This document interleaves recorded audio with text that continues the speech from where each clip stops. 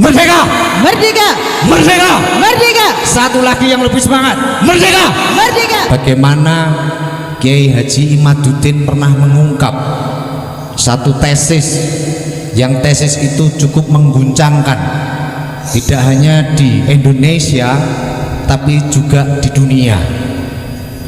Tesis itu adalah tesis tentang pembatalan nasab Baklawi yang itu sebelumnya dianggap sebagai nasab yang nyambung kepada Rasulullah Shallallahu Alaihi Wasallam.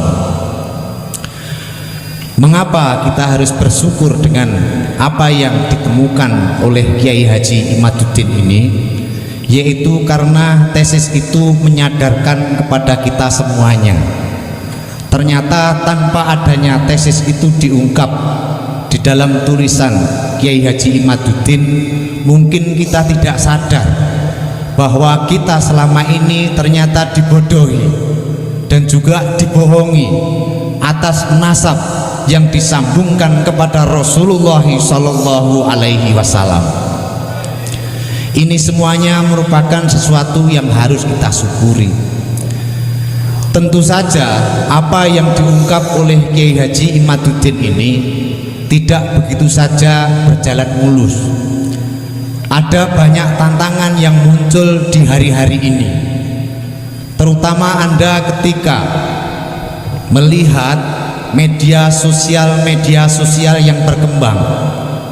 Banyak hujatan dan juga banyak juga yang mendukung terhadap tesis tersebut. Namun di dalam hal ini kita berposisi sebagai orang yang mendukung terhadap tesis tersebut. Ada beberapa alasan mengapa kita mendukung tesis Kiai Haji Imad tersebut. Beberapa alasan antara lain ada sebuah buku yang ditulis yang judulnya itu adalah penelitian tentang orang Hadromi di Indonesia. Itu ditulis oleh seorang peneliti Belanda yang barusan diterbitkan tahun 2019. Ketika saya membaca buku ini cukup mencengangkan bagi saya secara pribadi. Mengapa buku ini mencengangkan bagi saya? Pertama, buku ini mengungkap tentang sejarah bagaimana masuknya orang-orang Hadromi ke Indonesia. Penelitian dari buku ini mengungkap penelitian dimulai tahun 1900 sampai kemudian 1950. Migrasi orang-orang Hadromi ke Indonesia yang ditulis oleh buku ini beberapa gelombang. Tahun 1920 buku ini mengungkap bahwa orang-orang Hadromi yang beremigrasi dari Hadromi ke Indonesia ini kurang lebih terhitung di dalam buku itu sebanyak 45.000 orang. Mengapa orang-orang Hadromi ini bermigrasi ke Indonesia? Alasan utama yang ditulis di dalam buku itu adalah bahwa di Hadromi ini terjadi beberapa paceklik. Paceklik itu adalah kemiskinan yang sangat akut. Ada banyak pencurian, ada banyak perampokan, ada banyak bandit yang beredar di sana, sehingga orang-orang Hadromi ini banyak dilanda kelaparan. Karena kelaparan lalu kemudian orang-orang Hadromi ini beremigrasi ke Indonesia. Di tahun 1920 ada 45.000 orang. Jumlah ini terus meningkat. Di tahun 1940 dicatat di dalam buku itu jumlahnya sangat signifikan peningkatannya, yaitu sekitar 80.000 orang. Lalu kemudian apa yang dilakukan oleh orang-orang Hadromi itu ketika mereka migrasi dari Hadromi ke Indonesia ini? Yang dilakukan antara lain adalah banyak di antara orang-orang Hadromi dicatat dalam buku itu di sini melakukan perdagangan. Ada juga di antara mereka yang melakukan praktek rentenir. Ada juga di antara mereka yang bekerja dengan pemerintahan Hindia Belanda. Ada juga mereka yang bekerja di toko-toko lalu kemudian dia kumpulkan uangnya. Dari hasil pendapatan orang-orang Hadromi yang hidup di Indonesia ini, uang itu lalu kemudian dikirimkan ke kerabat-kerabat mereka yang ada di Hadromi. Tercatat di dalam buku itu, ditulis di dalam dua bank, yaitu bank dari Belanda dan bank dari Inggris. Dua bank ini mencatat ada 70 juta gulden dikirimkan setiap bulan oleh orang-orang Hadromi ini ke buminya, yaitu bumi Hadromaut. Ingat, di dalam hal ini 70 juta gulden. 70 juta gulden ini mata uang Hindia Belanda.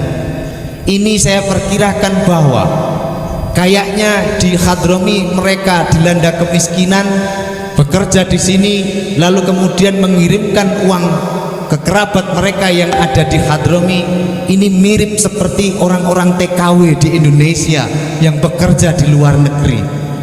Jadi orang-orang Hadromi kesini itu sebetulnya niatnya mencari nafkah, di mana di Hadromi mereka tidak menemukan untuk menghidupi keluarganya. Ini lalu kemudian meningkat terus sampai kemudian Indonesia merdeka. Ketika Indonesia merdeka tahun 1945, jumlah orang Hadromi ini meningkat terus. Di dalam buku itu dijelaskan bahwa tidak tercatat data statistik yang pasti, tapi jumlahnya sangat signifikan, yaitu sekitar 80 juta lebih, bahkan 100 ribu lebih, 100 ribu lebih. Lalu kemudian setelah Indonesia ini merdeka, orang-orang Hadromi ini lalu kemudian mereka mempunyai keinginan yang berbeda.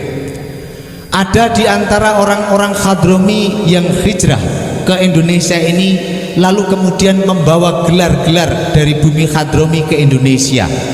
Gelar itu adalah Sayyid dan mereka mengaku keturunan Rasulullah Shallallahu Alaihi Wasallam. Orang-orang yang mengaku keturunan Rasulullah ini lalu membentuk sebuah organisasi.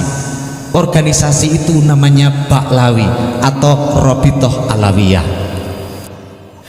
Di kemudian hari ternyata orang-orang yang hijrah dari Hadromaut ke Indonesia ini relasinya di antara orang-orang Hadromi ini ternyata tidak harmonis. Ada orang-orang Hadromi yang tidak setuju dengan gelar Sayyid yang dibawa oleh Robitoh Alawiyah. Ini lalu kemudian membentuk satu organisasi yang disebut dengan Jamiatul Khair. Lalu kemudian di kemudian hari orang-orang Hadromi ini terus meningkatkan dakwahnya untuk kemudian mengklaim bahwa dirinya adalah utusan, bahwa dirinya adalah nasabnya nyambung kepada Rasulullah Shallallahu Alaihi Wasallam. Mereka mengeluarkan narasi-narasi yang luar biasa mitologis. Ada ungkapan bahwa di hari-hari ini darah kami ada darah Rasulullah. Ada ungkapan juga dengan darah kami neraka itu bisa padam. Ada juga yang mengatakan bahwa karomah-karomah kami dengan karomah-karomah yang merupakan keturunan dari darah Rasulullah, kelak kemudian neraka itu bisa kami padamkan. Ini narasi-narasi yang luar biasa menipu orang Indonesia. Yang ini lalu kemudian yang menjadi korban adalah anak-anak dan orang-orang Indonesia. Dalam konteks deklarasi di malam hari ini, apa yang kemudian bisa saya wakili dari suara Sohibul Bait dalam hal ini yaitu Mbah Yai Masrukin, kurang lebih bangga ketika deklarasi ini dilaksanakan. Setidaknya apa? Pertama, yaitu orang-orang yang mengaku dan menipu utusan Rasulullah ini bisa dicegah.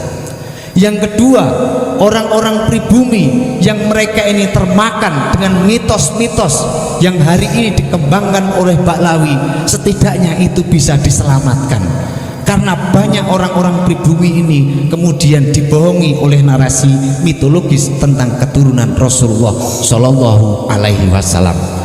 Maka dengan deklarasi di malam hari ini merasa bangga dan bersyukur, kelak kemudian hari semoga PWI dan LSI ini bisa berjalan lalu kemudian menyelamatkan anak-anak bangsa dari kebohongan-kebohongan yang dilaksanakan oleh Pak Rawi. Itu saja yang perlu saya ungkapkan kepada Anda semuanya. Merdeka! Merdeka! Merdeka! Merdeka!